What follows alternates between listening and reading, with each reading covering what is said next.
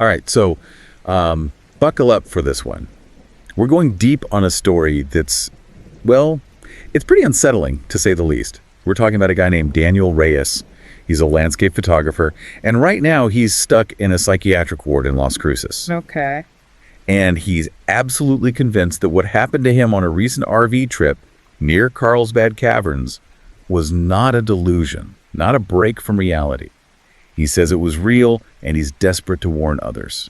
So right off the bat, we're dealing with a story where the narrator, the person telling the story's mental state is being questioned. Right. And that adds a whole other layer of complexity to this, doesn't it? I mean, we have to ask ourselves, are we hearing a genuine account of something truly strange, or are we getting a glimpse into, a troubled mind? Yeah, it's going to be tough to sort that out. But let's back up a bit and give everyone some context. So yeah. Daniel and his girlfriend, Elena Martinez, they ran this really popular blog called Off the Mapped Path. Oh, yeah, I've seen that one. You know it. Yeah, pretty cool stuff. Lots of those hidden gems, places most folks just wouldn't even know existed. Yeah, that was their whole thing. They specialize in uncovering these incredible kind of secret spots in the Southwest. Yeah. Like really off the beaten track. And that's key here, right? Because the fact that they were so drawn to these remote, unexplored places, it kind of sets the stage for what's about to unfold. It suggests a certain kind of personality, a willingness to, push boundaries, to go beyond the familiar. Absolutely.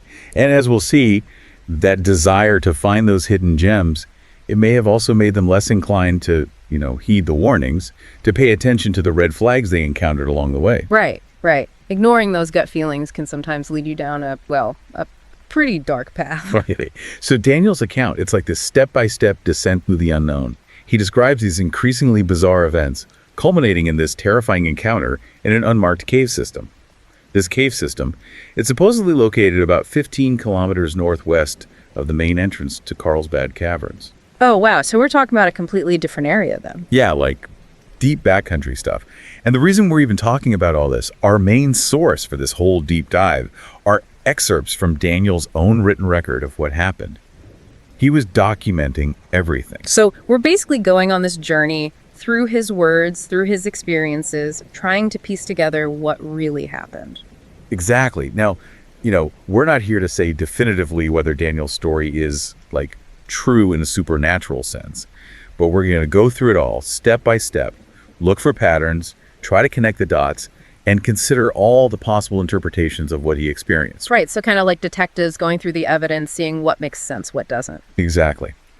All right, so let's rewind to the very beginning. Their arrival at this remote location, it was a Tuesday afternoon, and they're driving down this bumpy gravel access road, the kind you see park rangers using, following a tip they got about some unexplored caves. Okay, so they're already venturing off the main path, literally. Right from the start. And the first thing Daniel mentions, and it's really striking, is the silence. Yeah. Like an unnatural, almost eerie silence. He says there were no insects, no birds, just this absolute quiet. Oh, wow, that's creepy, right? Like, the desert's usually teeming with life, at least with sounds. Yeah, and he emphasizes this, how unsettling it was, this absence of the usual sounds you'd expect in a desert environment. Right, because our brains are kind of wired to, notice when things are out of place. So when you're in a place where there should be sound and there isn't, it triggers this sense of unease. Like something's not right. Yeah, like something's watching you, but you can't see it. Ugh, that's creepy. And that feeling that something was off, it only intensified that evening. Around sunset, Daniel says a pack of coyotes appeared at the edge of their campsite, but they weren't howling, they weren't, prowling around, they were just standing there watching them silently. Oh, that's weird. Coyotes are usually pretty wary of humans, right? Yeah, and Daniel even mentioned how their eyes were reflecting the firelight in this really intense, almost unnatural way. They didn't react to any noises he made, they just kept staring. That's so strange. I mean, there could be a natural explanation, like maybe they were sick or something, but in the context of everything else that's happening, it just adds to that sense of, a disrupted natural order. Yeah, for sure. And then, later that night, around midnight, something even weirder happened. Thousands of bats, which, you'd expect that near Carlsbad Caverns, but their flight pattern was totally bizarre. They emerged from the direction of the caverns, but instead of just flying off, they formed these perfect concentric circles right above their RV. Concentric circles? Like, how is that even possible? Right. Daniel describes the circles getting tighter and tighter, and then the entire swirling mass of bats just vanished. Poof, just like that. Gone. like disappeared into thin air. Okay, now that is definitely weird. I mean, bats can do some pretty crazy aerial maneuvers, but forming perfect circles like that, it just doesn't seem natural. Right. It's like something out of, a horror movie or something. And this is where things take a really creepy turn. Daniel had recently gotten a new drone, and he decided to fly it that night. Oh, no good can come of that. I know, right? So at first, the live feed from the drone looked normal enough. But later, when they were reviewing the recorded footage, they noticed something really unsettling. There were shadows moving across the ground, heading straight for their campsite. And Daniel was adamant that there didn't appear to be any light source casting these shadows. Like shadows moving independently. Yeah, like something was moving, but whatever it wasn't visible on the drone's camera. Okay, now we're venturing into, like, truly anomalous territory. I mean, that defies our basic understanding of physics, right? It's impossible. And if that wasn't bad enough, when they listened back to the audio from the drone footage, underneath the whirring of the propellers, they could hear whispers. Whispers. Like human voices. Yeah, but Daniel described it as dozens of voices all overlapping, speaking in this mix of Spanish and what sounded to him like a much older, unidentifiable language. He even remembered some of what they were saying. La puerta se abrirá. El guardián duerme. Venum. Vengan a nosotros. Wait, hold on. Translate that for me. Yeah, it basically means the door will open, the guardian sleeps. Come to us. Oh, that is so creepy. It's like almost a direct invitation or a warning or I don't even know. Right, and the fact that it's in this mix of Spanish and something ancient, unknown, it just adds to the whole unsettling vibe. And remember, this is just the first night. Ugh, I can only imagine what comes next. Well, the next day, things continue to escalate. They decide to hike to the cave system, and along the way, Daniel starts noticing these weird arrangements of stones, like small piles of rocks arranged in rough circles with larger stones at what looked like the cardinal points. That sounds familiar, like some kind of, I don't know, ancient marker or something. Yeah, Elena, with her background in anthropology, thought they vaguely resembled Pueblo prayer circles, but there was something about them that felt off, like they were mimicking something, but not quite right. That's interesting, like a subtle distortion of something familiar, which can be even more unsettling than something totally alien. Exactly. And then, as if things weren't weird enough already, they run into a park ranger, a guy named Mike Chavez. Oh, okay, so now they're encountering someone official, someone who knows the area. Right. And Ranger Chavez, he was really concerned to find them so far off the marked trails. And when they told him where they were headed, he got visibly agitated. He straight up told them to stay away from those unmarked caves. He must have known something, right? Like, why else would he be so insistent? Yeah, and he even started talking about old Pueblo legends, about the breathing place between worlds, and describing certain caves as doorways that were meant to remain closed, sealed by stones with specific markings. Whoa, okay, so now we're getting this connection to local folklore, to legends that suggest these caves are, like, supernaturally dangerous. Yeah, and Ranger Chavez even went so far as to advise them to move their RV, like, get out of the area entirely. And did they listen? I mean, at this point, you'd think they'd be like, okay, maybe we should rethink this whole thing. Well, you'd think so, wouldn't you? Yeah. But they didn't. Daniel admits that the potential for, getting some incredible content for their blog, it just outweighed all the warning signs. Oh, man, that's like the classic horror movie trope, right?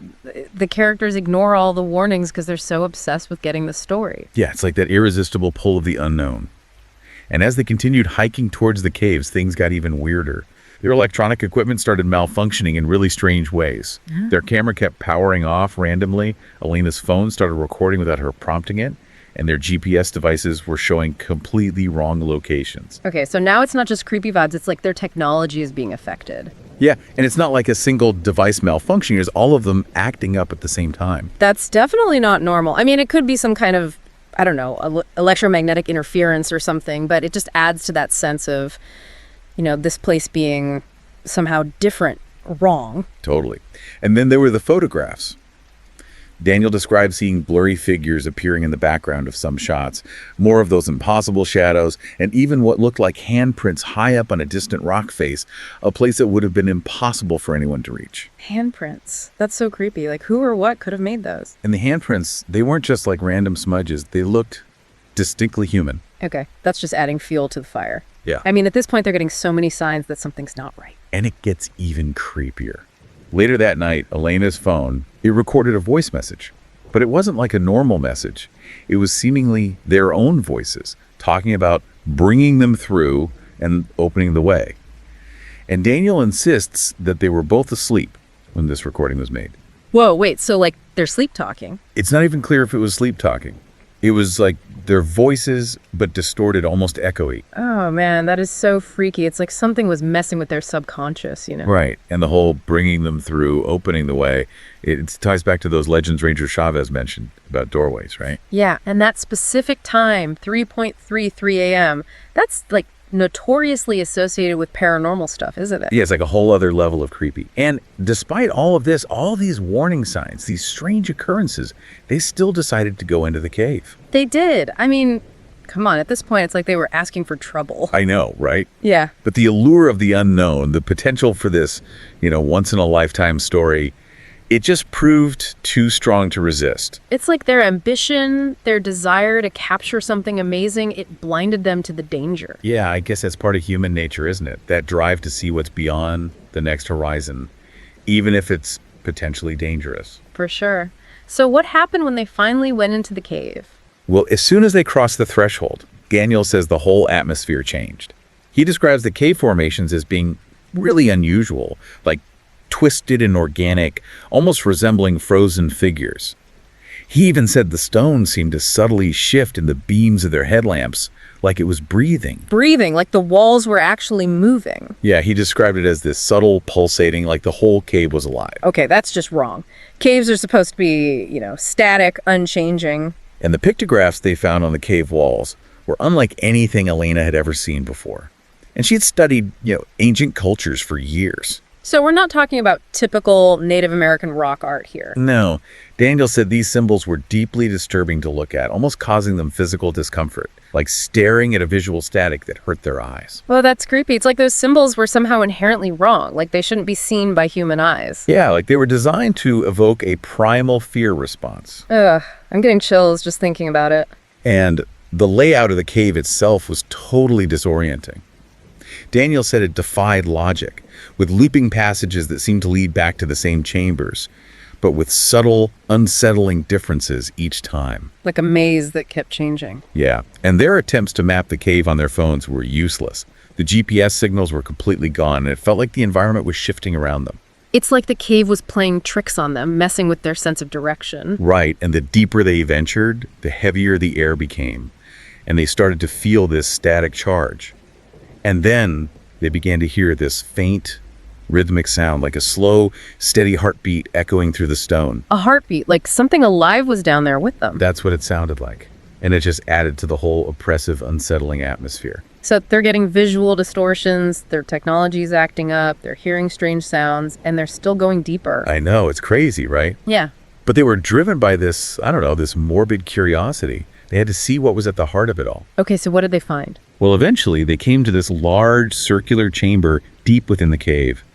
The floor was completely flat and made of this obsidian-like material that Daniel described as feeling strangely soft and almost like stretched skin under their boots. Skin! Oh, that's just gross. Yeah, it's a really disturbing image, right? Like blurring the lines between the organic and the inorganic. Totally. So what was in this chamber? In the very center, there was a pedestal, and on top of it was this small carved figure. Daniel couldn't tell if it was supposed to be human or animal or something else entirely. And it was resting on a warm stone, covered in those same disturbing symbols they'd seen earlier. Okay, so this is clearly some kind of like ritualistic setup, right? Like an altar or something. It definitely had that feeling. And then Elena, in a moment of, carelessness, maybe just out of pure nervousness, she accidentally knocked the warm stone off the pedestal. It fell into a narrow crevice in the floor. Oh no, she disturbed it. Yeah. And the sound it made when it hit the bottom, it wasn't just a clatter. Daniel described it as this echoing howl that reverberated through the entire cave system, like something had been awakened. Oh man, I bet that didn't go well. Yeah, things went downhill really fast after that. Daniel said the entire atmosphere of the cave instantly changed. It became heavy with this overwhelming sense of malevolence, like something evil had been unleashed. Like a palpable shift in the energy. Yeah, he said the walls themselves seemed to be exhaling this foul, fetid breath, and that distant heartbeat sound they'd been hearing, it suddenly accelerated, like it was racing. Okay, so now we're talking full-on horror movie territory. Right, and then their headlamps, both of them, failed at the same time, plunging them into absolute darkness. The only light was this eerie blue glow emanating from the crevice where the stone had fallen. So they're trapped in the dark with whatever this thing is. And then from the darkness, they heard something massive and boneless slithering out of that crevice. Oh, God, no. Elena screamed, but her scream was cut short, like abruptly silenced. Oh, that's just terrifying. It's like whatever this thing was, it got her. Yeah, that's what it sounds like. And then they were running, blindly, through the pitch-black cave, guided only by the weak beam of Daniel's phone flashlight. So they're being hunted by this thing in the dark in a cave that's already disorienting. Yeah, and Daniel's memories of this escape, they're fragmented, like nightmares. He remembers seeing Elena's face, just pure terror, hearing this dragging sound behind them, and the walls, they were still pulsing. Like the whole cave was alive and chasing them. And at one point, he remembers passing through a chamber they'd been in before, where they'd photographed those carved figures. But now, the figures were in different positions, like they'd moved on their own. Okay, so now the cave itself is like actively messing with them. Yeah, it's like it became this sentient, malevolent entity. And all this time, while they're running for their lives, what about the thing that came out of the crevice? Do we get any more clues about what it was? Well, in the darkness, Daniel's phone was still automatically taking pictures. And when he looked at them later, some of the images captured these elongated, indistinct shapes.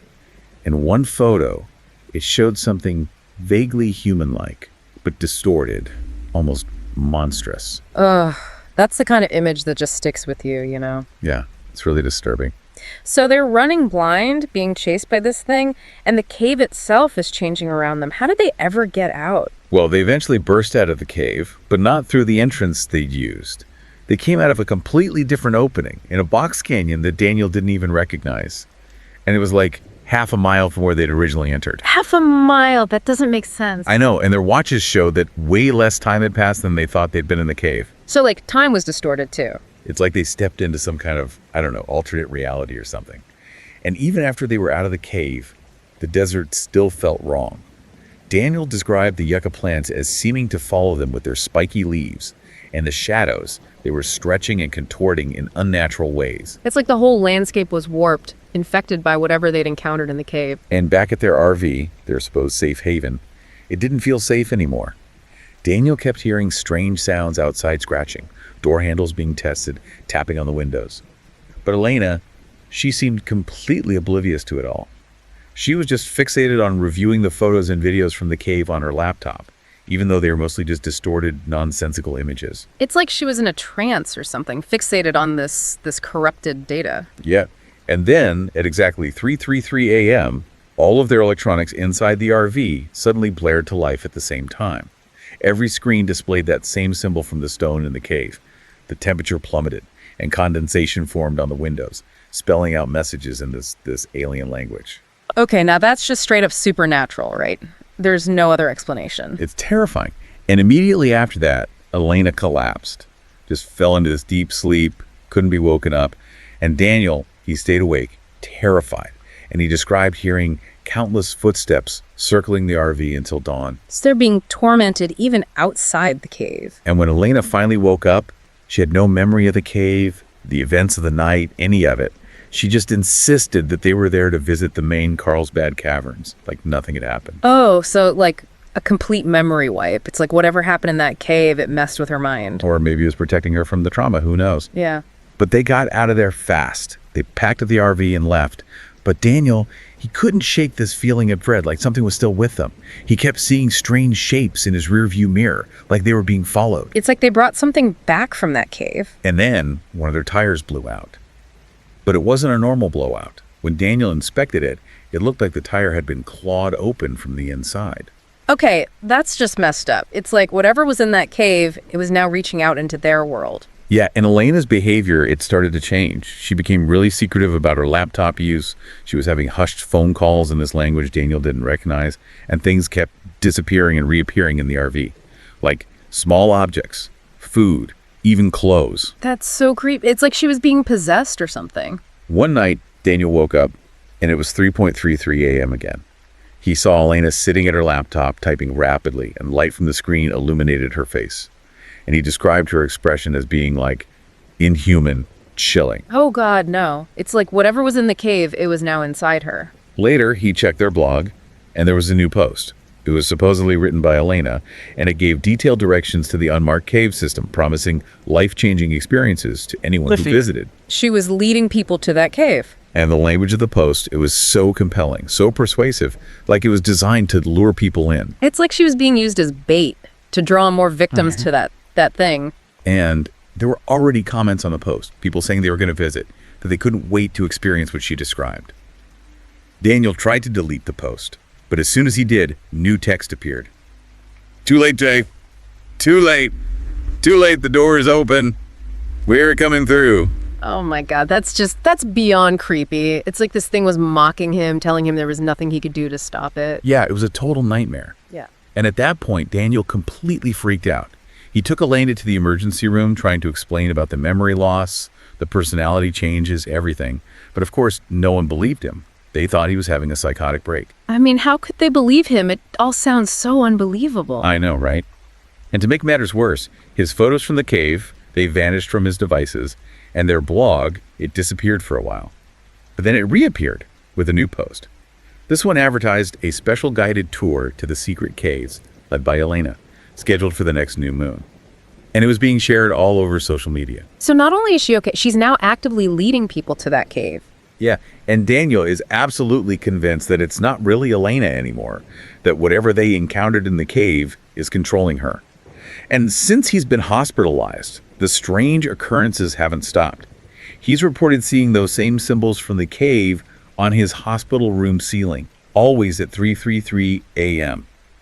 And he says his roommate has started whispering in that same unidentifiable language he heard from the drone footage. It's like whatever they encountered, it's not contained to that cave. It's spreading. And then Daniel found out that Ranger Mike Chavez, the one who warned them about the caves, he died recently in a supposed hiking accident. Oh, come on, that's too much of a coincidence. It's like this thing is eliminating anyone who knows about it who tries to warn others. Yeah, and that's why Daniel's so desperate to get this warning out, even though he knows people will think he's crazy. Yeah. He's saying avoid any tours advertised on off-the-mapped path. If you see strange stone arrangements in remote areas, turn back. And if you encounter a woman named Elena offering to take you to secret locations, run. He's basically saying, don't make the same mistakes they did. And he's begging people, never remove stones from any circles or pedestals they might find. And if whispers start forming words in their minds, they need to get as far away as possible. It's like he's trying to prevent this thing from, fully entering our world, from gaining a foothold. Yeah, and the whole thing, it just leaves you with this chilling feeling, this sense of dread, like something ancient and evil has been unleashed, and there's no telling what it might do next. So what do we make of all this? I mean, it's a terrifying story, but is it real? Was Daniel telling the truth? Or was it all just, a product of his own mind? It's impossible to say for sure, but the details, they're so specific, so vivid, and the whole thing is just so disturbing. It's a story that really gets under your skin, and it plays on some of our deepest fears, the fear of the unknown, the fear of losing control, the fear of something ancient and malevolent lurking just beyond the veil of our everyday reality. And the fact that it happened in such a familiar, well-known place near Carlsbad Caverns, it makes it all the more unsettling. Yeah, because it suggests that these kinds of things, these pockets of the strange and the dangerous, they could be anywhere, maybe even closer than we think. Right, lurking just off the mapped paths, waiting to be discovered. And maybe, sometimes, it's best to leave those places undisturbed. For sure. Because who knows what we might unleash if we venture too far into the unknown. So if you're the kind of person who enjoys a good scare, who's fascinated by the unexplained, I encourage you to do some digging, to explore the local folklore and legends in your own region. You might be surprised by what you find. And who knows, maybe you'll even stumble upon some of those strange stone arrangements Daniel described. But if you do, well, maybe just take his advice and keep your distance. Some secrets are best left buried. Absolutely. Some doors are meant to remain closed. All right, so you know that feeling you get like when you really want to understand something complex and you want to find those hidden connections and just feel super informed? Yeah. But you don't want to have to go through tons and tons of really dense material. Right. We're going to do that for you today. That's what we're all about. Yeah, that's what we're all about. Yeah. We're diving into a pretty unique story today. Yeah, we have a very interesting piece of material here. It's the kind of account that, I'm intrigued already. really kind of blurs the lines. Yeah. Where does the personal experience end and, Right. and something else begin? Okay, so let's get into this. Yeah. So today's deep dive is focused on a first-hand account with a pretty dramatic title. Stay away from White Sands, New Mexico. Wow. This is my final warning. Oh, exclamation point, exclamation point. 2 exclamation points. Yeah, this is serious. Yeah, this is serious. And this is written by a Jason Mercer. And according to him, he's currently at the Behavioral Health Institute in Las Vegas, New Mexico, Okay. following what he calls an incident at White Sands National Park.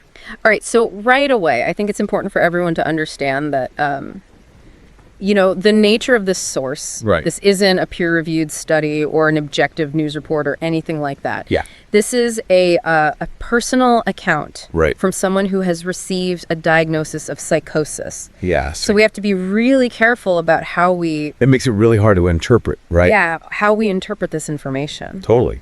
And we're going to keep that in mind as we go through this. But what's so interesting about what Mercer has written is just the level of detail. Yeah. The very specific observations he makes. Right. And the way he kind of ties it into local stories and things like that. Right. So our aim today is not to definitively say whether what he's claiming is true or not. Of course. Especially when it comes to like the more supernatural elements. But to really explore the narrative. Yeah. Identify like the really important parts of what he experienced and think about what could be going on. Yeah. What are the factors? psychological factors, Yeah. environmental factors, Yeah. maybe even some connection to the legends Could be cultural factors. he talks about. Exactly. So we're going to try to take this Yeah. very powerful but inherently subjective account, Yes. and we're going to examine it closely and look for patterns. What are the details that stand out? Right. And what questions does this raise for us? Yeah. So what happened to this guy, Jason Mercer at White Sands? Yeah. That led to this like really dire warning. So it all began with a plan for a photography trip. Okay. Mercer is a high school science teacher, Interesting. and he's a big nature photographer, and he wanted to photograph this really rare desert bloom Okay. in White Sands National Park. I've heard of these. Barely after like some really heavy rainfall. These usually like stark white dunes. Right. It's gypsum, right? Yeah, gypsum dunes. They just like temporarily explode with color. Yeah. And that timing is interesting, right? It is, yeah. That he mentions this heavy rainfall that creates these unusual conditions Yeah. that could suggest, an environment that's already like set up for something unexpected to happen. Yeah, totally. So he convinces 3 of his friends to go with him, Okay. Mark and Devin, who are both software engineers. So they probably needed to get out. Yeah, they just need to get away from their computers for a little bit. Right. And Alyssa, who is Mark's girlfriend. Oh, okay. And she's an amateur botanist. All right. So she was super excited to see these plants. Yeah, of course. So they rented an RV and set off on this like 4-day trip to New Mexico. Nice. But this is where things start to get a little bit strange. Okay. Before they even left. Oh. Mercer comes across a forum post. Like an internet forum? Yeah, like an online forum. And this post was written by someone who, seemed to know the area. Right. And it described this location deep inside the dunes called El Laberinto Blanco, Which means the White Labyrinth. the White Labyrinth. Yeah. Okay. And it was supposed to have like the most amazing blooms Oh, wow. and just like really unique light and Yeah. everything. And the post even included GPS coordinates Oh, wow. and some kind of blurry photos So like as evidence. as evidence. Yeah. Okay. So, I mean, It's very enticing. yeah. Yeah, that promise of the undiscovered, the promise of something really exceptional Wow. that's not, on the usual tourist trail. Yeah. It's that classic starting point for an adventure. Yeah. And as we often find, Yeah. that's when things start to get complicated. Yeah. So they get to White Sands. Okay. And while his friends are, kind of doing the usual visitor stuff, Right. Mercer goes and talks to a park ranger. Okay. And he mentions this El Laberinto Blanco. And the ranger's reaction is really strong. Really? He tells him to stay away. Wow. Says it's not on any official maps. Okay. Because the dunes are constantly shifting. No way. And it's so easy to get lost. Mm-hmm. He even brings up, past disappearances. Oh, really? And these local stories about compasses going haywire in that area. Yeah, like malfunctioning. Yeah. That's scary. And then there are all these like old tales about how even Spanish missionaries avoided the place. Oh, wow. So this warning, right, in Mercer's narrative, Right. it's really powerful foreshadowing for the listener. Yeah. It immediately sets up this El Laberinto Blanco Yeah. as this place that's shrouded in like potential danger and mystery, Right. which really adds weight to this idea that, something out of the ordinary might happen. Yeah, for sure. Yeah. But despite this really clear warning, Oh. the group, they decide to go anyway. Okay. They're just so intrigued by, the possibility of seeing these unique plants, Yeah. getting these amazing photographs. They couldn't resist. Right. Yeah. So they set up camp about 23 kilometers from the main entrance. So that's pretty far. Pretty far. Yeah, pretty isolated. Yeah. And the next morning, they head out towards El Laberinto Blanco, Okay. armed with their cameras, their water, their GPS devices. Right. Mercer describes the hike as pretty difficult. Yeah. I can imagine. The sand, the gypsum sand, is really soft. Yeah. Makes it hard to walk. Yeah. And the dunes are just like constantly changing. Right. So it creates this feeling of being disoriented. You get lost so easily. Yeah, right away. Yeah. And this is where we start to see those first little details Okay. that are kind of strange. Oh. He describes finding a set of human footprints going up this dune Okay. and then just stopping. What? Like no tracks leading back down. Like the person just disappeared? It's as if they vanished into thin air. Wow. Alyssa, she tried to be logical about it, Yeah. suggested that maybe they walked back in their own footprints. But Mercer's adamant there was no sign of that. Uh-huh. It's just this little detail that makes you feel kind of uneasy. Yeah. Yeah, it is. He also talks about how the landscape itself seemed to shift subtly as they were walking.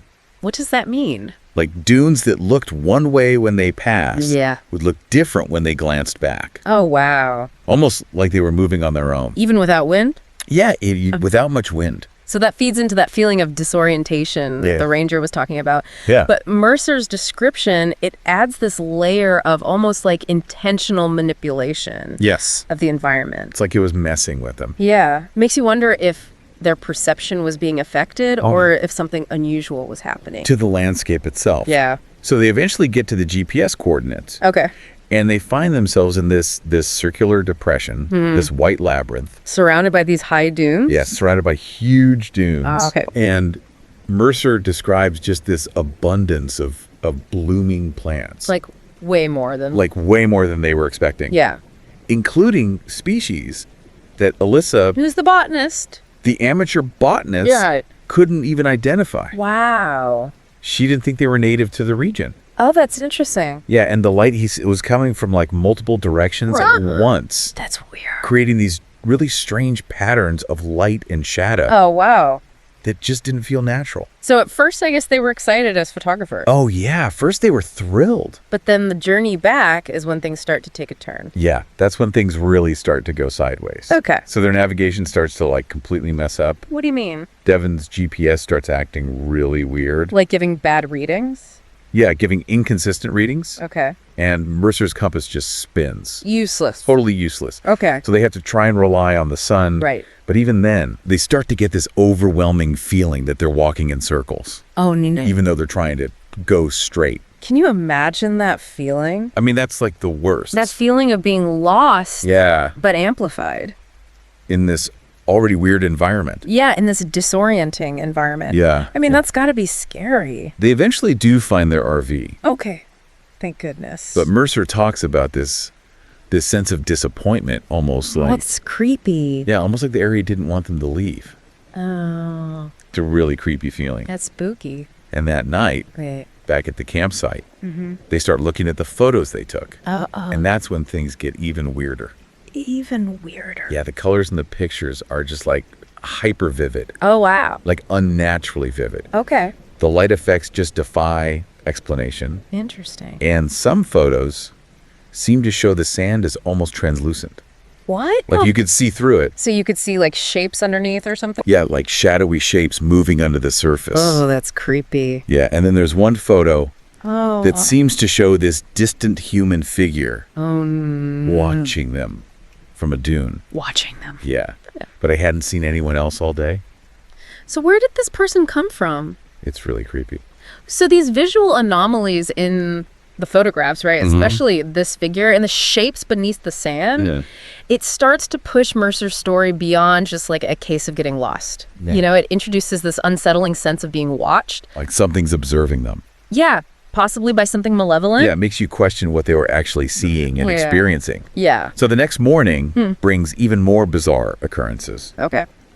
Mercer wakes up to a voice calling his name. From outside. Yeah, from outside the RV. Right.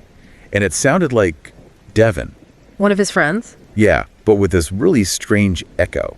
Like an unnatural echo. Yeah. Okay. But the real Devin was asleep inside the RV. What? And then Alyssa tells him that she heard something too. Oh, no. She thought it was the voice of her dead mother. Oh, my gosh. That's so creepy. Yeah, and then they start to notice that things around their campsite have been moved Oh, no. or are just missing. What do you mean? Like Devin's camera was out of its bag Yeah. when he was sure he'd packed it away.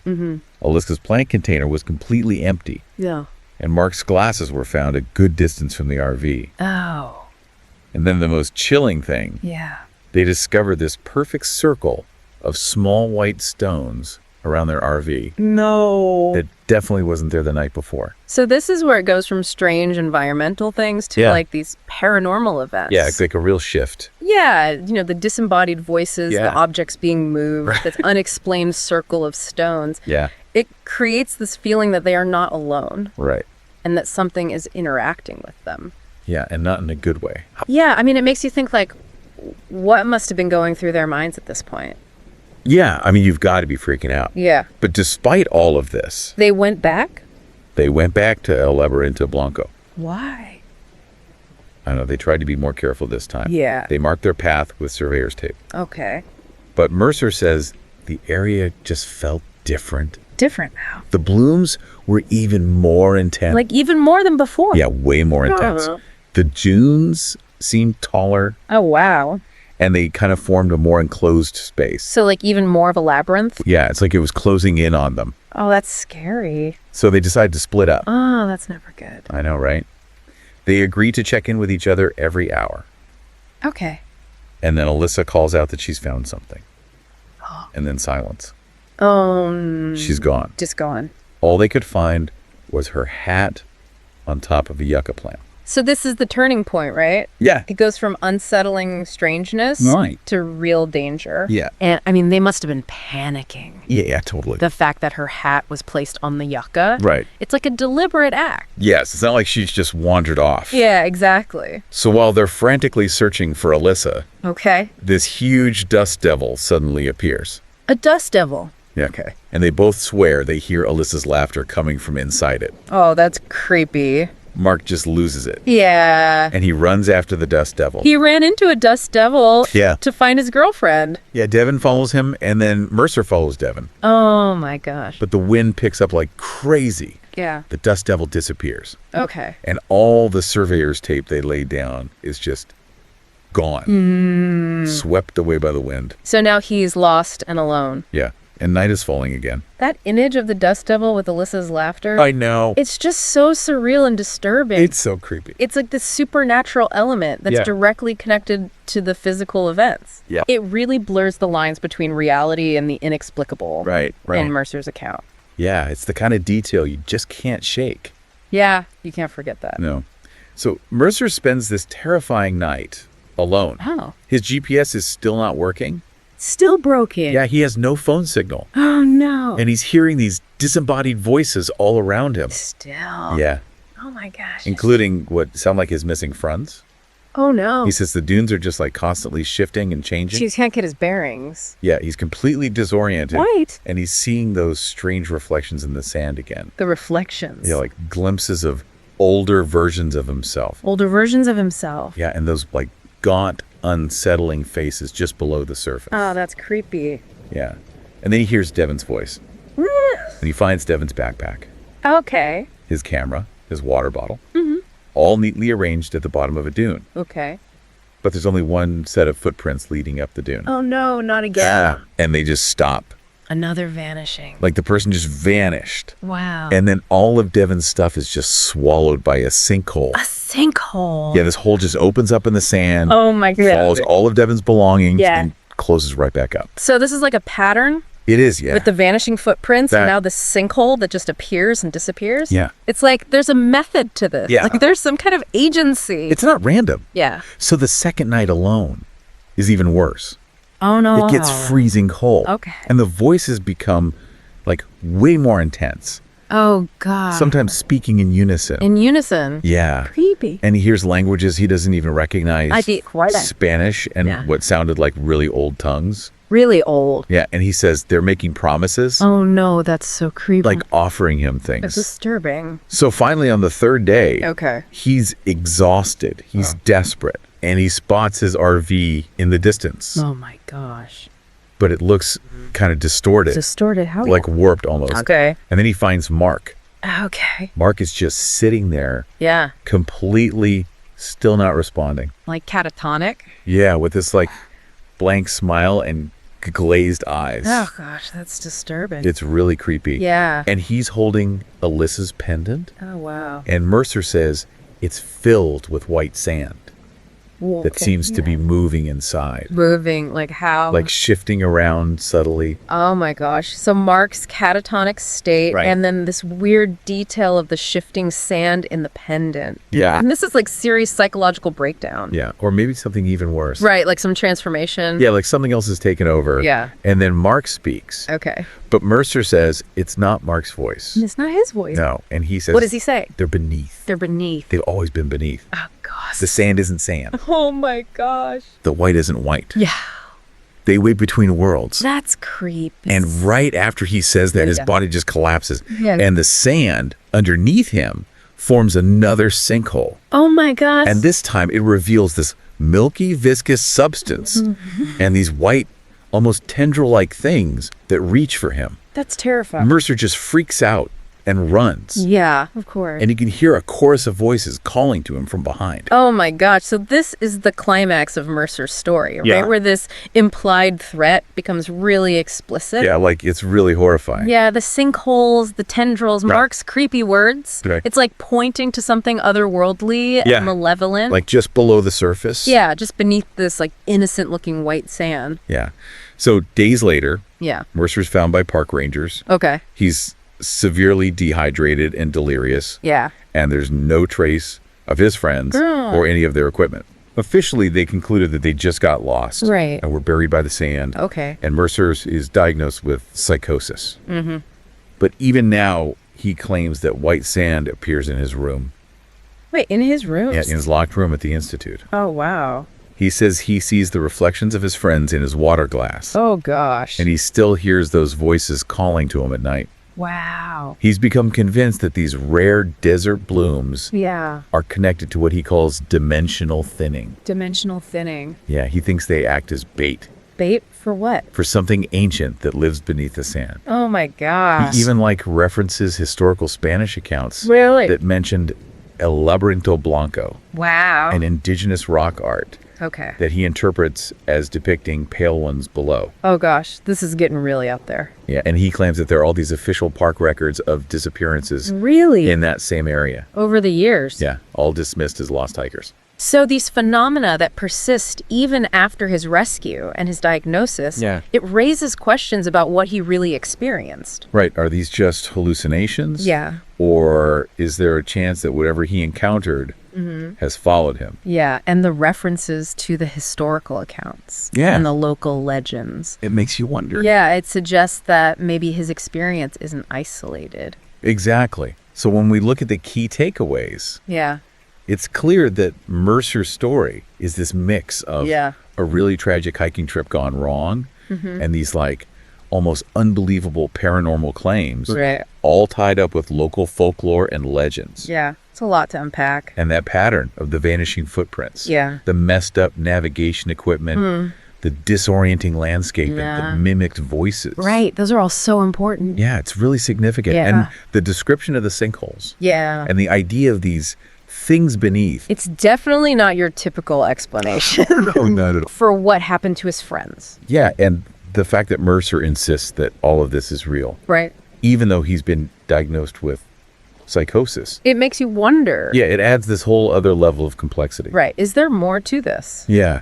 Could there be something more Yeah. to these disappearances than just a tragic accident? Yeah, and the historical and cultural context, Yeah. the stories, the disappearances. Right. It makes you wonder if there's something unique about White Sands. Yeah, something we just don't understand. Yeah, So this has been a deep dive into this really unsettling account yeah. of Jason Mercer and the disappearances at White Sands. Yeah, very unsettling. We've looked at how the natural elements, Right. the desert gloom, the shifting dunes, the harsh environment Yeah.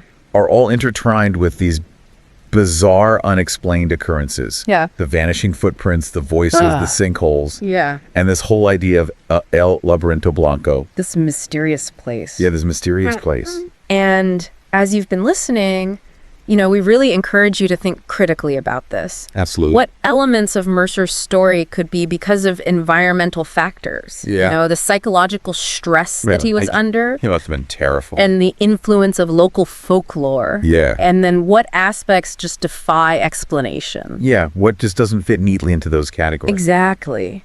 So here's something to think about. You okay? Could these seemingly isolated events, Mm-hmm. when you consider the local legends and the weird geographical features, actually point to something much bigger Yeah. than just a bunch of individual misfortunes? Like a bigger pattern. Yeah. Right. Is White Sands simply a beautiful but dangerous landscape? Right. Or could there be something else going on? Like hidden depths. Yes, something waiting to be uncovered beneath all that white sand.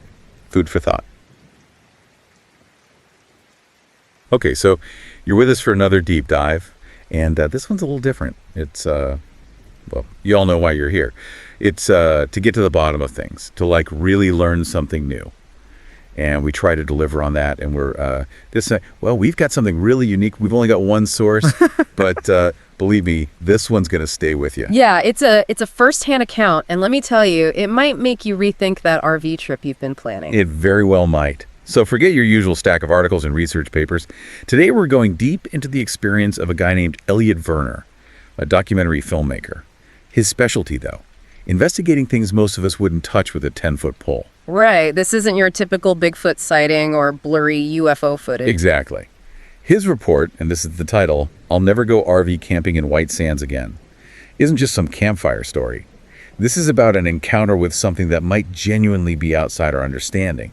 And the thing is, Werner's no stranger to the strange. This is a guy who's built his career on looking into weird natural phenomena, things that really make you scratch your head. Ball lightning, those crazy Arctic mirages that seem to bend the laws of physics, the eerie glow of bioluminescent tides. He goes after it all, but he approaches it with this scientific mindset. That's what makes his story about White Sands so interesting and honestly kind of terrifying. Yeah, I mean, when you've got someone who's used to looking at the unexplained, and even he is shaken, well, that makes you pay attention. So we're taking your request for this deep dive seriously. We're going to break down what Werner and his team experience, what it could possibly mean, and ultimately what you, the listener, can take away from this wild ride. We're going in deep, folks. All right, so Werner starts by setting the stage. He's got this project, Document the Ghost Lights of White Sands National Park. These lights have been reported for ages. A lot of people just write them off as tricks of the light or, misidentified stuff. But Werner, he thought there might be something more to it, like something genuinely unexplained and worth capturing on film. But he wasn't messing around, He put together this serious team, people with the know-how to handle challenging situations. He had Maya Castillo, a cinematographer, worked in all sorts of crazy environments. Derek Wilson, a sound engineer who's also a whiz with electronics. And then Zoe Chen, their research assistant, a real pro with drones. These weren't amateurs. They knew what they were doing. Yeah, this wasn't just some weekend ghost hunting trip. And their preparations, oh man, they were intense. They secured special permits to film at night in the park, which already, that's kind of unusual. But the conditions attached to those permits, that's where things start getting really weird. I know, right? Some of them were understandable, like, having to check in daily for safety reasons, especially in a remote area. But then there was stuff like being banned from filming on certain infrared frequencies. And get this, they had to hand over all their footage before they could release anything. And the most bizarre one, they couldn't film during sandstorms. The park framed it as protecting their equipment, but you have to wonder. It's like they knew something, right? Like, hey, things get weird during sandstorms, so best to just stay inside. Yeah. And speaking of inside, their setup was insane. They had this modified Airstream trailer loaded with top-of-the-line cameras, sensors that could pick up light from all parts of the spectrum, even special equipment borrowed from a university to detect electromagnetic fluctuations and any kind of weird radiation. They were clearly prepared for something big. They weren't looking for just pretty lights in the sky. They were expecting something unusual, to say the least. And their base camp, deep in the dunes, away from any light pollution or interference, that also points to a pretty serious operation. Oh, absolutely. They were isolating themselves, almost like they were trying to attract whatever was out there. But the real foreshadowing comes from their encounter with the park ranger, Alvarez. That cryptic warning he gives them, it just sends chills down your spine. If the lights show themselves to you, he says, don't acknowledge them, don't respond. It's like, okay, that's weird, but fine. But then he adds, and whatever you do, don't follow them into the deep dunes, especially not after dark. That's not just standard park ranger advice. That's a warning. Right. You can almost feel Werner's skepticism, like, oh, it's just local lore, right? A bit of desert superstition. But then night falls, and they see the lights. And these aren't just some blurry, hazy glows you might chalk up to atmospheric conditions. Werner describes them as distinct, like pulses of bluish-white light. And they're moving, not randomly, but in these synchronized geometric patterns. It's not a plane, it's not a satellite, it's something else. Something deliberate, something coordinated. You get the sense from his account that this is when the skepticism starts to fade. And genuine curiosity, maybe even a touch of fear, starts to creep in. Yeah, it's like the moment they realize this is not what they expected. And then things get even stranger. Derek, the sound engineer, he starts picking up these rhythmic pulses and tones on his recordings, and they're perfectly timed with the movements of the lights, like perfectly. Right. He concludes that this suggests some kind of deliberate communication system, and honestly, it's hard to disagree. The correlation is just too precise. What else could explain that kind of patterned activity? It's a turning point. The lights go from being a passive observation to a potential interaction. And then Zoe, remember, the drone expert, she decides to try and communicate back. She uses a modified film light to mimic the patterns they're seeing. Bold move, maybe even reckless in hindsight. And the reaction is immediate. The lights freeze, and then there's this blinding flash, so bright it overloads their cameras. And that's when their technology starts to go haywire. Their radio, which was off, suddenly blasts static and distorted voices speaking in, get this, multiple languages all at once. Yeah. It's chaos, but it points to some kind of external force messing with their electronics. Yeah, and it's not just the radio. All their monitors start displaying these identical, complex, fractal-like patterns. We're talking patterns that repeat themselves at different scales like you see in nature, but this is in pure light. And Werner describes this intense, visceral reaction everyone has to these patterns, like they felt something walk through their minds. And the creepiest part, these patterns didn't actually get recorded on any of the footage. It's like they were a direct sensory experience, bypassing the technology. Totally. And then there's Zoe. They notice a subtle change in her eyes, a slight iridescence. It's small, but it suggests something's happening to them physically. And you can't forget about the power fluctuation that happened at the same time as the flash. Their equipment recorded a huge spike in the electromagnetic field. It's all starting to point towards a real, tangible energy exchange, and that's scary. No kidding. They go from observing this weird phenomenon to trying to talk to it, and then it hits back, affecting their tech and maybe even their bodies. And Zoe, she starts acting differently after this. Quieter, more focused. Yeah, like she's been changed somehow. Then comes the supply run. Zoe heads back to town, and the park ranger, he's practically begging them to just sit tight, hunker down, because a sandstorm's coming. Another warning they don't fully grasp at the time. But it's a newspaper article Zoe brings back that really seems to stir things up. It's like finding a missing piece of the puzzle. The article mentions a bunch of recent UFO sightings, stories about desert lights going way back, and then the most interesting part, mentions of classified government research from the 70s looking into electromagnetic anomalies in white sands. It all starts to feel connected, like there's a history here they're just now uncovering. Exactly. And as soon as they finish reading that article, their radio, which is still off, suddenly bursts back to life with that same pattern static they heard before. And Zoe, she just says very calmly, they know we're talking about them. Chilling, right? It implies some kind of awareness, a connection between the lights and what they're doing that just completely throws our understanding of science out the window. It makes you question everything, doesn't it? Like, what are we even dealing with here? So the sandstorm hits, a full-on desert blizzard. But they're so determined to keep watching the lights that they ignore all the warnings. And this is when Zoe's behavior takes a really dark turn. She insists on going out into the dunes alone and without any equipment. She says the instruments are distorting the signal, that the lights want to be experienced directly. This is way beyond science now. Yeah, it's like she's been infected somehow. This complete rejection of their scientific methods, the reliance on this subjective, almost mystical experience, it's a huge warning sign. And then there are the physical changes they're seeing in her. Dilated pupils, her skin practically glowing. That's not normal. Not at all. And then she starts filling this notebook with incredibly complex symbols and mathematical equations, stuff way beyond anything she'd normally be capable of. And she says it's their language. It's just bizarre and unsettling. Like she's become a conduit, right? A mouthpiece for something else. And meanwhile, the lights are reacting to the storm too. They're getting closer, their patterns more intricate and faster. And then the most insane thing happens. All their equipment, all at once, starts activating on its own. Cameras tracking the lights, monitors displaying those fractal patterns, all without any input from the crew. It's like the lights are taking control. Maya, the cinematographer, she's looking through a special lens. And she describes seeing more than just lights. She's seeing structures, architectures of light, forming this massive web across the sky.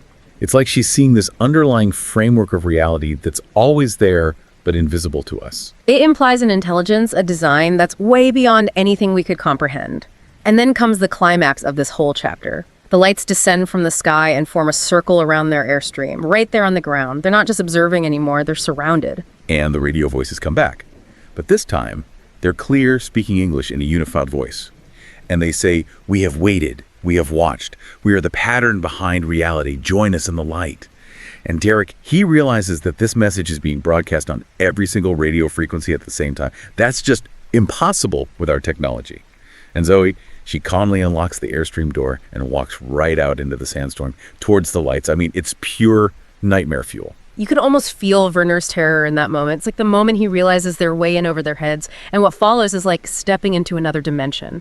The sandstorm itself is structured with unnatural wind patterns all centered around the lights. It's as if they're controlling the very environment. They find Zoe near what Werner describes as a tier in reality. Her eyes are glowing, and her voice is layered with other voices. She's no longer just Zoe.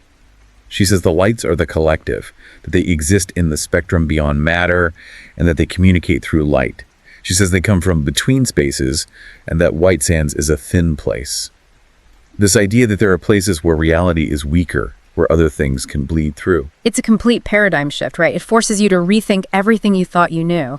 And then this tear expands, revealing this vast, luminous lattice of light patterns pulsing and shifting. It's a glimpse into something so alien, so far beyond our experience that it's almost impossible to describe.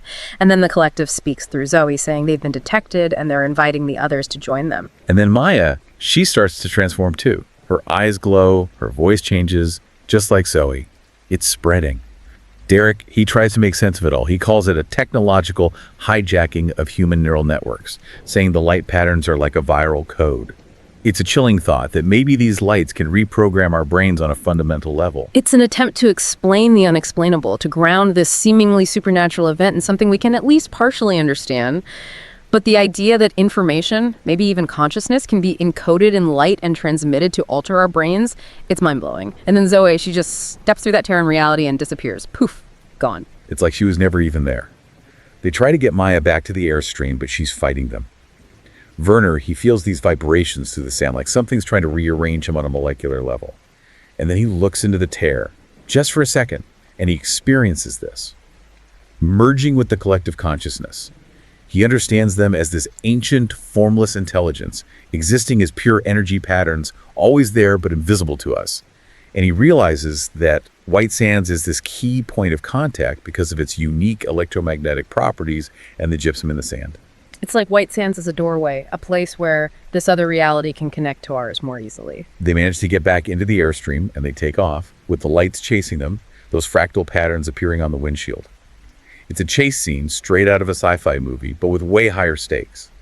And then, the second they cross the park boundary, everything stops. The interference, the sandstorm, the lights, it all just vanishes. But the effects don't vanish. They end up in Las Cruces, miles away, and they discover these faint bioluminescent patterns under their skin. It's like a mark, a brand. And then Derek, he disappears from their motel room, leaving behind this weird pattern made of gypsum sand. it's heavily implied that he was drawn back to the lights, that he may be fully integrated with the collective. And Werner, he sees the lights again outside his motel window, and he feels this overwhelming urge to go to them. It's like an addiction, a pull he can't resist. He runs, but the lights keep appearing wherever he goes. He realizes that even partial integration means you're still connected, that the collective can still see you. It's terrifying, the loss of control, the feeling that something else is in the driver's seat.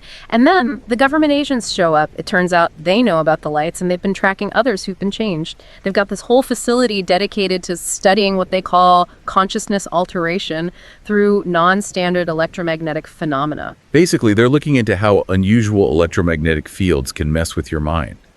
And they tell Werner that the changes can be slowed, but not reversed. Eventually, you reach a point of no return, full integration, and then you want to transition physically to wherever the collective is.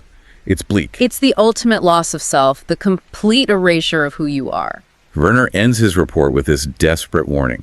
He says the lights are real, but they're not UFOs or spirits. He believes they're these reprogramming energy patterns that are drawn to our technology and amplified by sandstorms. He says, do not photograph them, do not record them, do not even acknowledge them. The connection, he says, is seductive, but it leads to the loss of your identity. He confirms that Maya and Zoe, and probably Derek, are gone, fully transformed. And he knows the same thing is going to happen to him. His final message is simple. Stay away from White Sands. It's a chilling account, but it raises so many questions. What are these lights? Where do they come from? And what do they want? So, to sum it all up, Elliot Werner's experience points to these mysterious lights at White Sands. They seem to be intelligent, they can control our technology, and they can cause some seriously freaky changes in anyone who encounters them.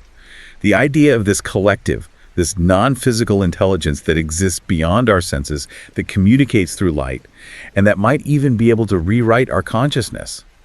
It's mind-blowing and terrifying all at the same time. It really makes you question what's real, doesn't it? This isn't just about seeing something strange. It's about something strange changing you, fundamentally, without your consent. Right, and it makes you wonder, are there other thin places out there? Yeah. Other ways that we might be interacting with forces we don't understand, forces that might be shaping our reality in ways we can't even perceive. It's a chilling thought, but it's also a reminder that there's still so much we don't know about the universe, about consciousness, about the very nature of reality itself. Exactly. Well, thank you for joining us for this very strange, very real deep dive. We hope this information gives you a lot to think about.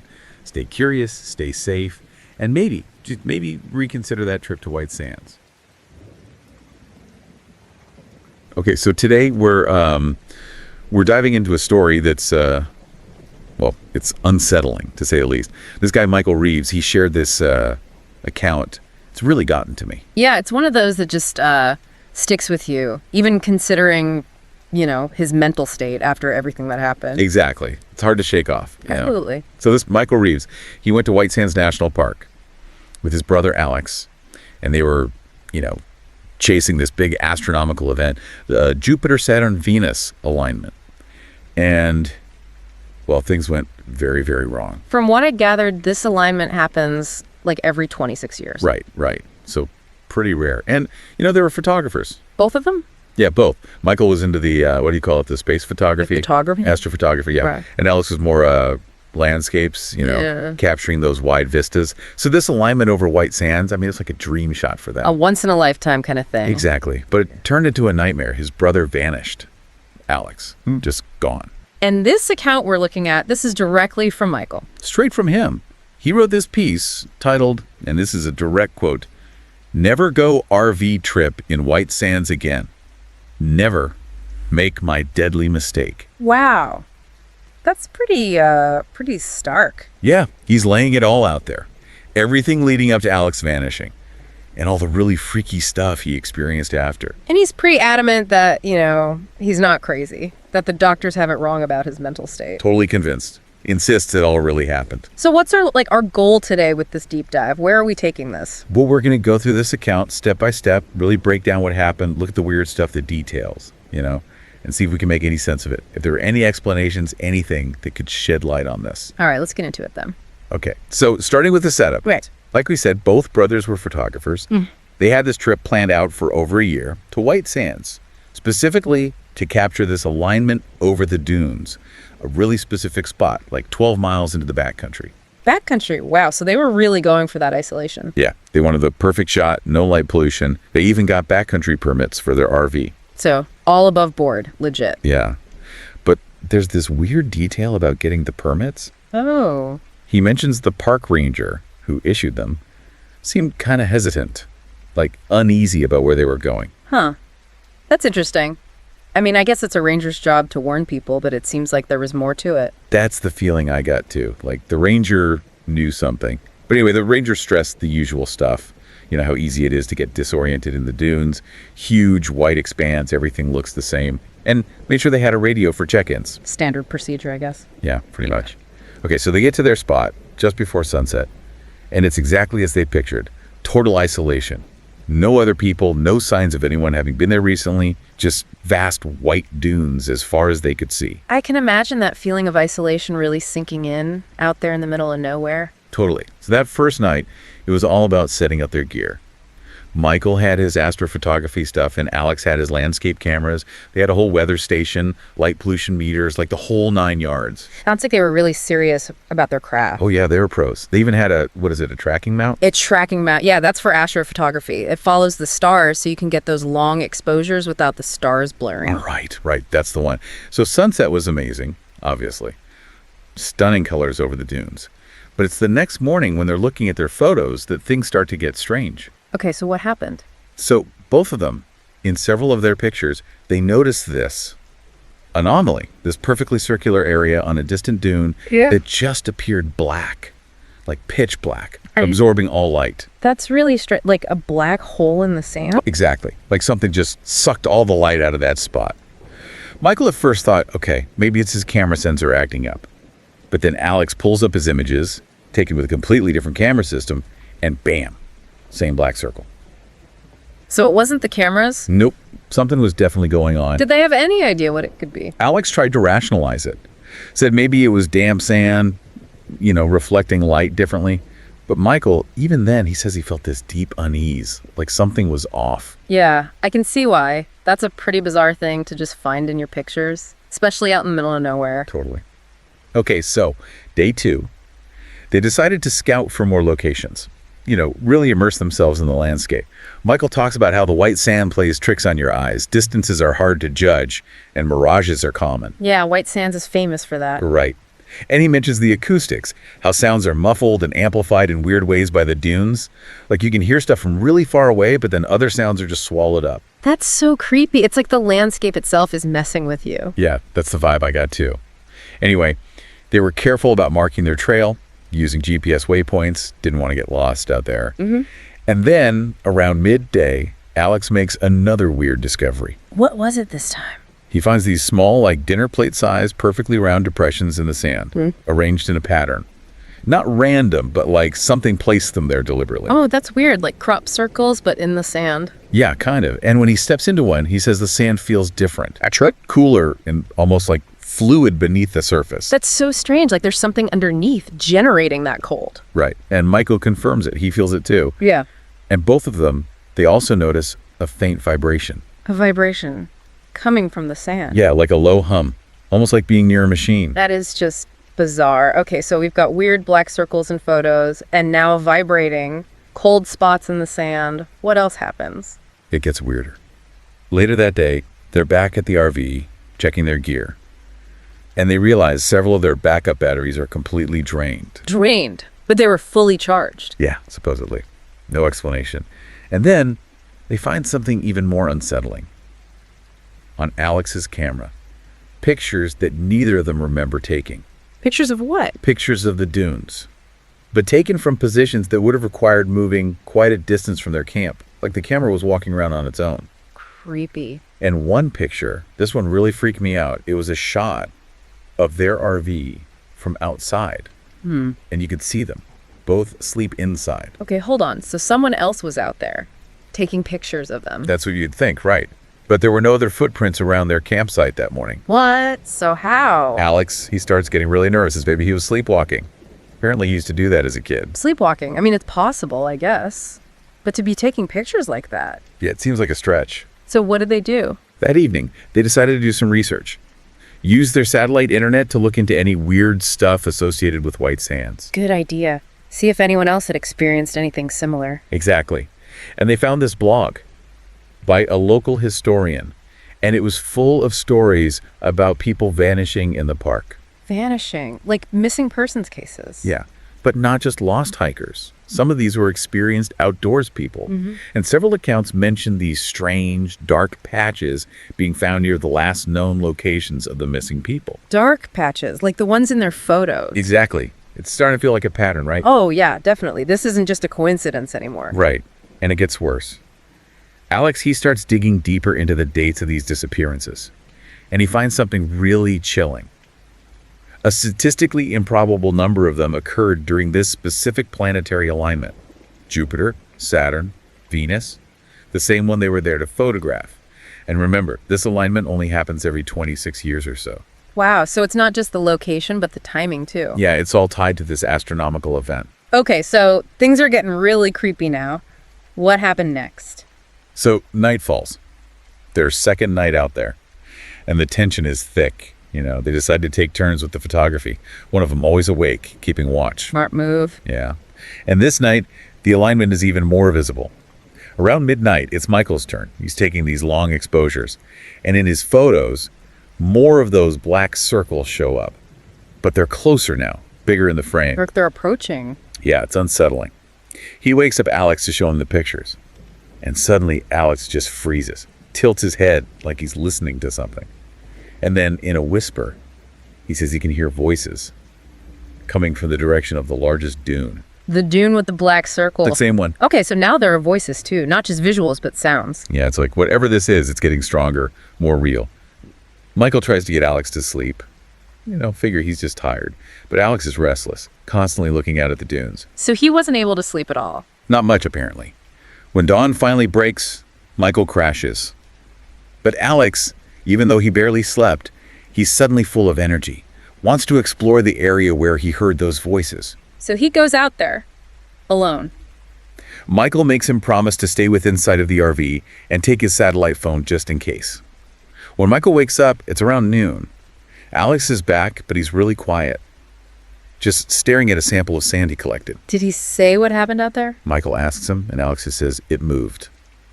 The sand. Yeah, he says he saw it moving, against the wind, flowing towards him. How is that even possible? Right, Michael figures, okay, exhaustion, maybe the desert's messing with his head. But then he looks at the sand sample under Alex's field microscope, and it's not normal sand. What do you mean? He describes it as having this, cellular structure, almost organic looking, and with formations that resemble neural networks. Wait, hold on. Neural networks, you mean like in a brain? That's what he says. That's insane. Yeah, this whole thing is just getting weirder and weirder. So what happens next? Day 3. This is when things really start to unravel. Alex is completely obsessed with the dunes now, taking pictures nonstop, staring through his telephoto lens for hours. Still hearing voices.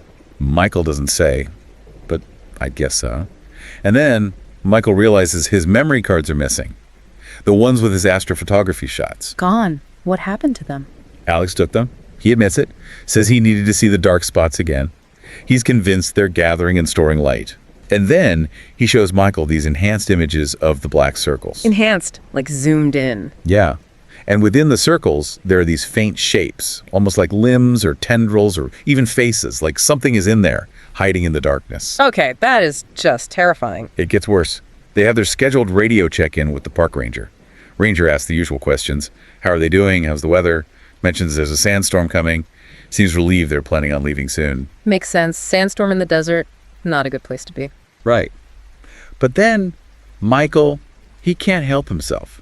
He asks about any unusual phenomena in the area. Did the ranger say anything? There's this pause, like the ranger is choosing his words carefully. And then he says locals sometimes call that area the feeding The grounds. feeding grounds. That's ominous. What did he mean by that? He tried to play it off, said it was because of the plants that grow there after rain, but then Alex jumps in, asks if the ranger has ever heard of people hearing voices out there. Oh, wow. Straight to the point. Yeah, and the ranger, he just dismisses it, says it's probably the wind. But he urges them again really strongly to head back to the visitor center. Like he knows something bad is going to happen. Right. But Alex, He refuses to leave, insists they have to stay for the peak alignment. They get into a huge argument. About what? Alex is saying there's something ancient out there, something that wakes up during the alignment and feeds. He even accuses Michael of being scared to admit the truth, like he's blind to what's really going on. What does Michael say to that? He's trying to reason with him, but Alex is just gone, like not himself. He storms off into the dunes, just disappears. Oh no. Did he come back? He does, about an hour later. But he's got this vacant look in his eyes. And he immediately falls into a deep sleep, like he's been drugged. This is so disturbing. Michael's freaking out, hides the RV keys just in case, and uses his satellite phone to send their coordinates to a friend. Tells him to alert the Rangers if he doesn't hear back by noon the next day. Smart thinking. Yeah. As sunset comes, more of those dark patches appear on the dunes. This time they're even more visible. And these weird miniature sand whirlwinds start forming around the RV. Inside, Alex is mumbling in his sleep, but it's not English, like some unknown language. Oh man, this is like straight out of a horror movie. I know, right? Okay, so it's getting close to 1:30 a.m.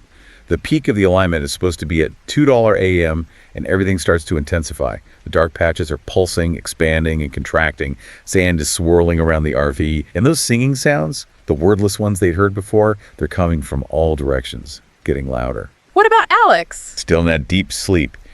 And then Michael, he's exhausted, right? He figures he'll just rest his eyes for a minute. No, don't tell me he fell asleep. He did, around 1:55 a.m., just 5 minutes before the peak. Oh man, that's bad.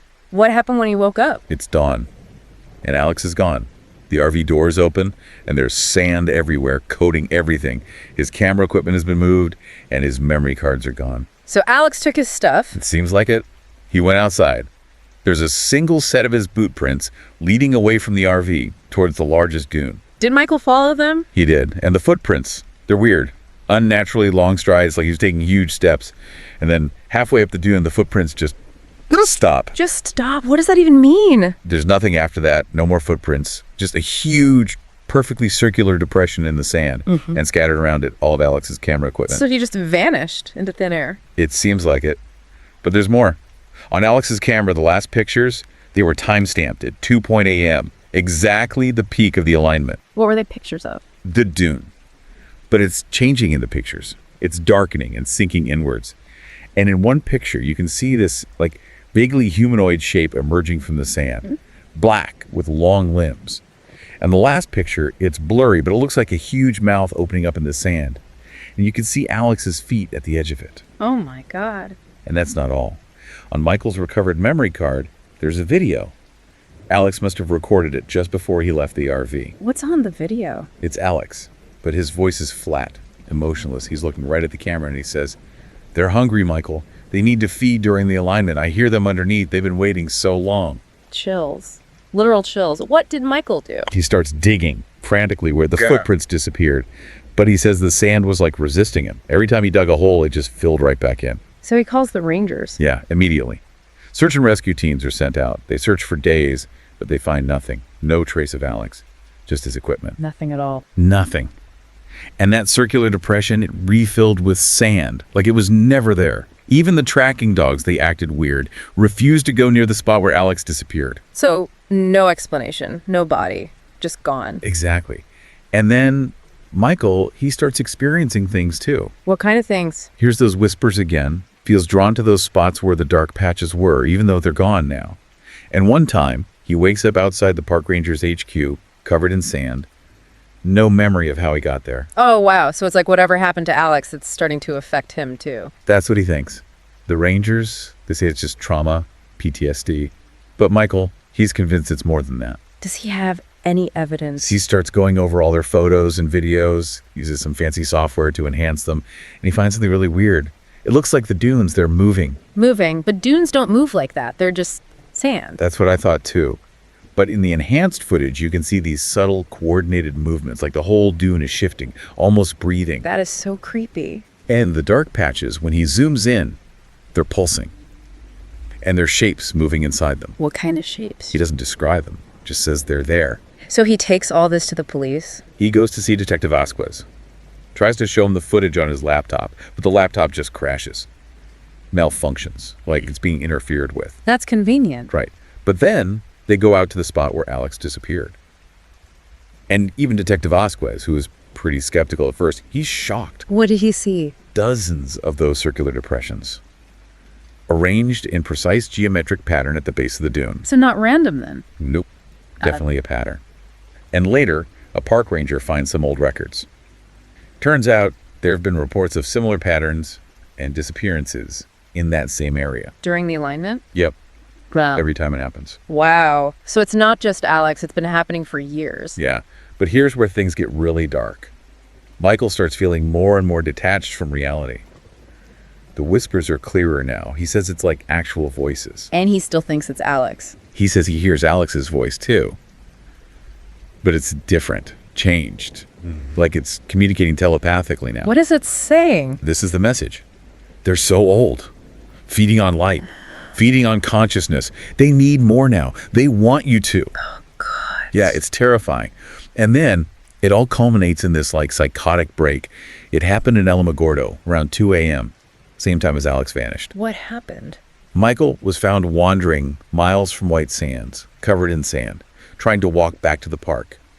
He was speaking in that unknown language, and his eyes, people said they were reflecting light abnormally. Like glowing. Yeah, kind of. He had no memory of any of it. So what did the doctor say? Diagnosed him with shared psychosis and PTSD. Basically, they think he was so traumatized by Alex's disappearance that he adopted his delusions and kind of went crazy. I mean, that makes sense, right? Yeah, it does. But then there's all the other stuff. The sand, the disappearances, those patterns in the dunes. It's hard to explain all that away as just a mental breakdown. So where is Michael now? He's in a psychiatric facility. He's taking his meds, cooperating with the treatment. But he still keeps finding white sand in his room. And the whispers, he says they're getting louder. Especially as the next alignment approaches. He thinks it's coming for him too. He's terrified. And he's been having these dreams, visions of these like transformed people moving within the white landscape of the dunes. It's all very disturbing. What does he think it all means? He's come to this horrifying realization. He thinks the dunes, the white gypsum dunes of White Sands, they're not natural formations. He thinks they're the remains of some giant ancient organism, or maybe the whole colony of them. Wait, so he thinks the dunes are alive? Yeah, in a way, he thinks they feed on the energy from those planetary alignments. The light, but also consciousness, and the disappearances. He thinks it's like a harvest. They lure people in, feed on them, and then leave behind. Well, more dunes. That is just mind-blowing and terrifying. I know, right? So to sum it all up, for everyone listening, we've got these perfectly circular black anomalies in the photos. We've got sand moving in impossible ways, whispering voices, and those strange singing sounds. We've got a history people disappearing in the same spot, always during the specific alignment. We've got Alex acting increasingly erratic, leaving that final message on video before he vanishes. And then there's this ultimate mind-bending idea that the dunes themselves are part of some ancient living entity. It's a lot to take in. It is. And the big question is, what really happened? Is Michael just suffering from a really intense, tragic mental breakdown? Or is there something truly inexplicable happening at White Sands, something connected to those celestial alignments? It's a mystery, that's for sure. And here's something to think about. What if there are places in our world, places we think we know, that are actually hiding things beyond our understanding? Forms of life, intelligence, maybe even ancient processes, operating on time scales and in ways we haven't even begun to imagine. What if those barren, empty landscapes we take for granted are actually teeming with secrets? Michael's story, whether it's real or a product of his shattered mind, it forces us to question everything we think we know. To confront the possibility that the truly extraordinary might be lurking right under our noses. Yeah, that's a thought that'll keep me up at night. Me too. Okay, so you're here because you want to know what's really going on. You want to get to the bottom of things, Absolutely. cut through the noise, and figure out what actually matters, and you want to do it quickly and thoroughly. Yeah, efficiency is key. Exactly. That's what we're all about. And for this deep dive, we've got something pretty fascinating and honestly a little unsettling. Unsettling is putting it mildly. Yeah, you sent us these documents, a warning, I guess you could say, almost a plea, really, from Dr. Rebecca Collins about a research trip she took to Chaco Canyon, New Mexico. And it did not go well.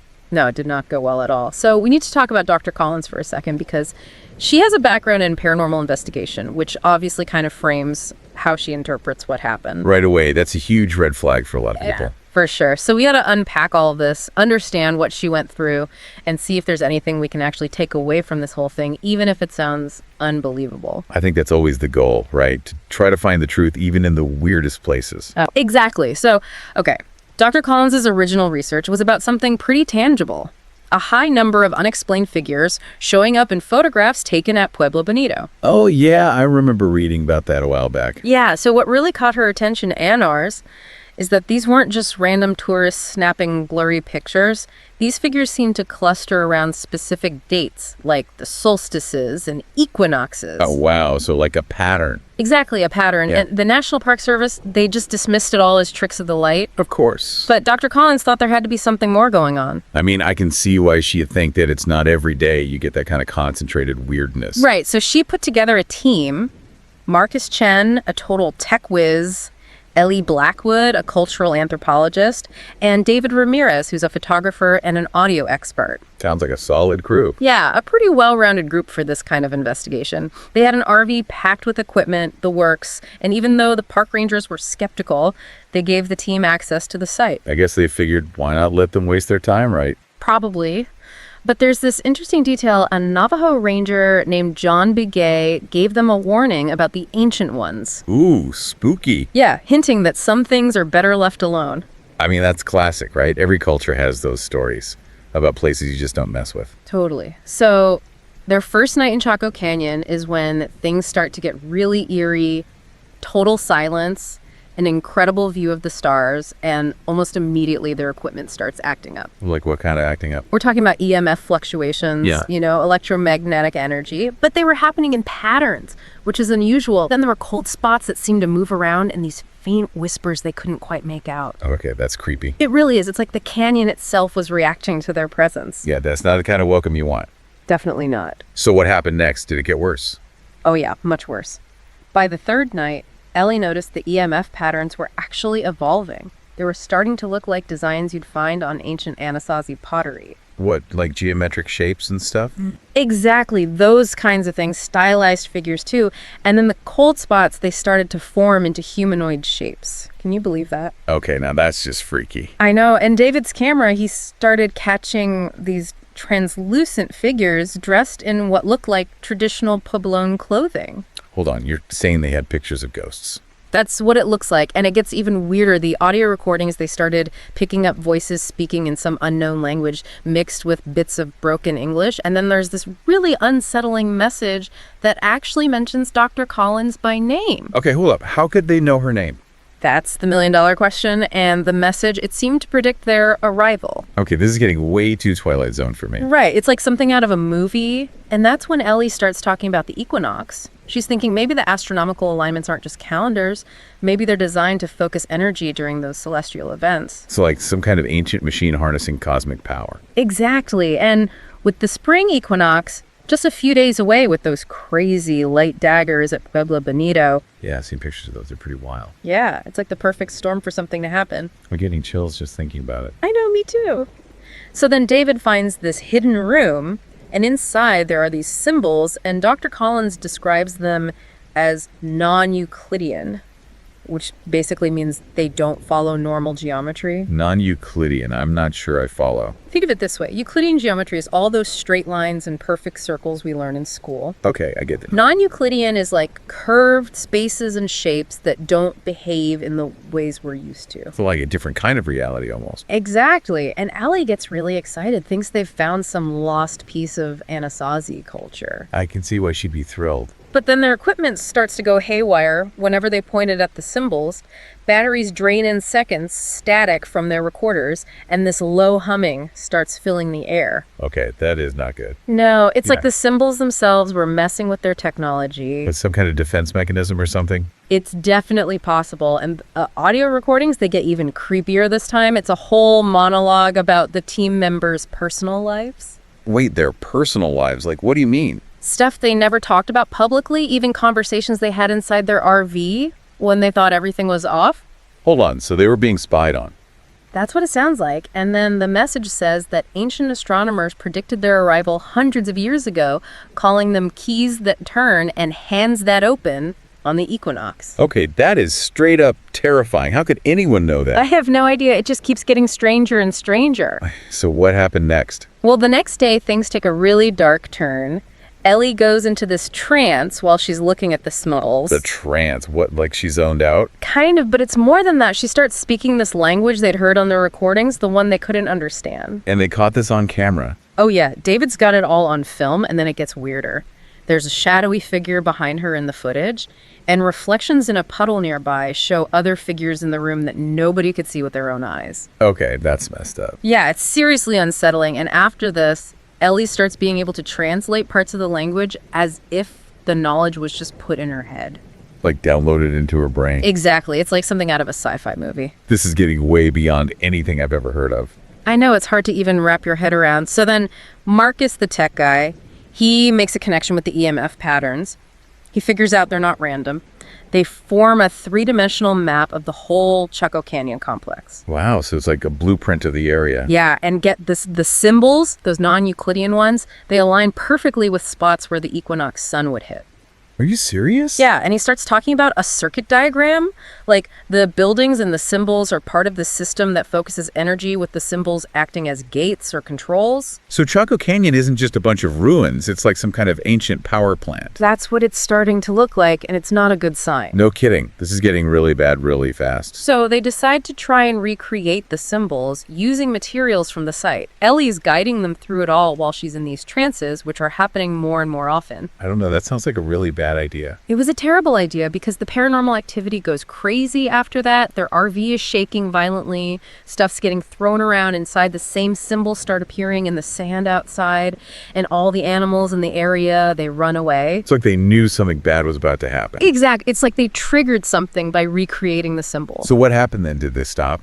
No, they kept going the night before the equinox. They finished the whole set of symbols. And then this massive wave of energy hits them, all their equipment fries, and they're plunged into darkness. Oh, no. And then they see it for the first time, this tall, thin figure dressed in this bizarre ceremonial outfit with an obsidian mask covering its face. Okay, I was not expecting that this is next level. It's like something out of a nightmare, and then the entity speaks, not out loud, but directly into their minds. Telepathy. Yeah, and it says the way is opening, and talks about being invited by the old ones. The old ones, you mean the Anasazi? I think so, but then it says they were uninvited through great sacrifice. And Dr. Collins mentions seeing a quick glimpse of an alien landscape reflected in the mask.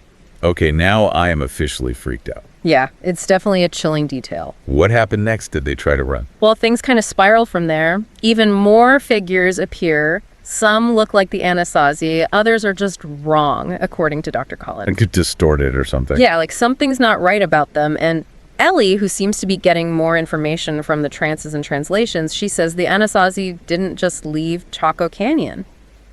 What do you mean? Everyone knows they just abandoned the place. That's what we thought. But Ellie says they committed mass suicide mass suicide. Why would they do that? to create a psychic barrier against these entities who are trapped in some kind of limbo. You're kidding, right? That's insane. I know it sounds crazy, but that's what she says. So they basically sacrificed themselves to save everyone else. That's the idea, and it's a pretty horrifying thought. It is. I never thought of it that way. So the next morning they try to escape, but their RV has been sabotaged. Sabotaged. How? The engine parts were arranged in the patterns of the non-Euclidean symbols.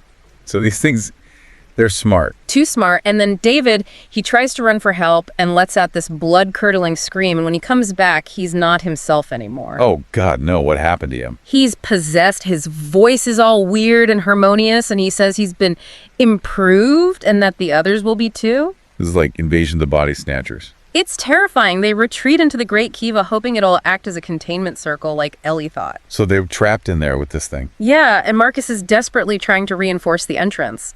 Dr. Collins finds Ellie's notes, and they're full of even more disturbing details. Oh, man. This is just getting worse and worse. Hey, a nightmare scenario. In the notes, they explain that the Anasazi actually welcomed the entities at first. Welcome them. Yeah, they thought they were gods or something benevolent. And they built Chaco Canyon for them. Yeah, to stabilize these interdimensional portals. This is unbelievable. I know it's a lot to take in, but it gets worse. They realize their mistake. These things feed on consciousness. They're parasitic, and they can take over bodies. Oh my God. The mass suicide wasn't a mystery. It was a ritual, a last-ditch effort to create that psychic barrier and cut off the entities. So the Anasazi, they knew what they were dealing with. They learn the hard way, and then Marcus starts showing the same symptoms Ellie did, the vacant stares, the strange language. He got possessed too. Yeah, he's fully taken over now, speaking the alien language. Yeah. And he talks about their hunger, their impatience after being trapped for 20 of your generations. 20 generations. That's hundreds of years. And then they're pissed. I bet they are. So the equinox light beam, that famous dagger of sunlight, it starts to approach the recreated symbols. The moment of alignment is getting closer. And this is what the entities were waiting for. Yeah, and then suddenly Ellie snaps out of it. She's back to herself, and she has a plan. A plan. What could she possibly do at this point? She's going to offer up her own consciousness at the exact moment of alignment to try and fix the breach. What? That's crazy. It's a desperate move, but it's all she can think of. So what did she do? She cuts her hand, draws one of the symbols with her blood, and starts chanting in the ancient language. It's like something out of a horror movie. It's intense, but then the possessed Marcus attacks her. Oh no. And Dr. Collins tries to protect Ellie, but she gets thrown against a wall and knocked unconscious. And Ellie. The last thing Dr. Collins sees is Ellie bathed in this weird light as the equinox beam hits the symbols. So we don't know if it worked. We don't know for sure, but when Dr. Collins wakes up, it's silent and dark. Ellie's gone. All that's left is a circle of ash where she was standing. Yeah, it's like she was completely burned up. Oh my God. Marcus and David, their bodies are arranged in these strange poses, the recreated symbols are gone, and Dr. Collins feels this huge sense of relief, like a weight has been lifted from her. So maybe it worked. Maybe Ellie's sacrifice did something. It seems like it, at least for now. So what happened to Dr. Collins after that? She managed to escape Chaco Canyon, but nobody believes her story. Of course not, who would? And her colleagues' bodies, they were cremated super quickly, almost like someone was trying to cover it all up. That is suspicious. It is, and here's the really scary part. Dr. Collins thinks something followed her home from Chaco. You mean like one of the entities? It started small, strange shadows, whispers, but now it's full-blown nightmares, and Ellie's appearing in them. Ellie. But she's dead. I know, but she's telling Dr. Collins that the breach wasn't fully closed. Oh no, so they're still out there. Some of them they're clinging to Marcus David and now Dr. Collins, but they need an invitation, a willing host, and the power of Chaco's alignments to fully possess someone and spread. So they're waiting for their chance to come back. Exactly. And Dr. Collins is fighting this thing inside her, experiencing its promises and its dark urges, and she knows the summer solstice is coming soon. And that's even more powerful than the equinox. Yeah, it's a really bad situation, and she has a message for anyone listening. Stay away from Chaco Canyon, especially during the solstices and equinoxes. Good advice. She says, avoid Pueblo Bonito at night and never, ever mess with any strange symbols you find there. I think I'll take her word for it. Yeah, me too. She believes Chaco wasn't just a ceremonial center or an observatory. It was a machine for opening doorways to other dimensions. And the Anasazi, they sacrificed everything to try and shut it down. And she thinks it could happen again. That's her biggest fear. She thinks people will still be drawn to Chaco Canyon researchers, tourists, spiritual seekers, all kinds of people, and they could become vessels for the entities. It only takes one person to make a mistake. Exactly, one wrong move, one moment of curiosity, and it could all start over again. That's a terrifying thought. It really is. So even if we put aside the paranormal stuff for a minute, Dr. Collins' story makes us think differently about Chaco Canyon and maybe other ancient places too. It definitely challenges our understanding of history. It suggests a past that's way more complicated and dangerous than we ever imagined. And if consciousness really is a form of energy, like her story implies, who knows what secrets are hidden in these ancient sites? It's mind-blowing to think about. It is. What if our attempts to understand the past could actually be putting us in danger? It's a chilling possibility. So here's something for you to consider. What if our curiosity about the unknown could accidentally open doors that were meant to stay closed? That's a question we all need to think about. It's a question that could change everything.